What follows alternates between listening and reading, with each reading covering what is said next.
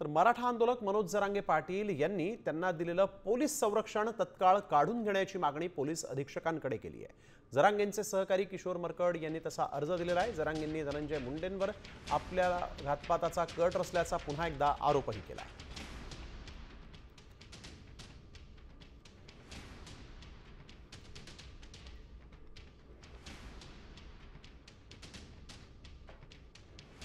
तर मनोज जरांगे यांनी मला पोलीस संरक्षण नको असा अर्ज केलेला आहे, त्यामुळे त्यांना जे पोलीस संरक्षण मिळालेलं आहे ते तातडीने काढून टाका असा अर्ज पोलीस अधीक्षकांकडे त्यांनी केला आहे।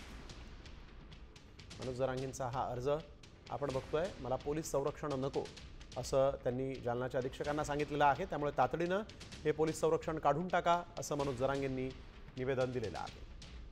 जरांगे पाटील यांनी आपल्या सगळ्या माध्यमांसमोर जी त्यांच्या सुरक्षेच्या संदर्भातली भूमिका स्पष्ट केली होती की मी माझी सुरक्षा मी हटवणार आहे किंवा मला सुरक्षा नको या संदर्भातली भूमिका तुमच्या सगळ्या चॅनलच्या माध्यमातून त्यांनी दिली होती।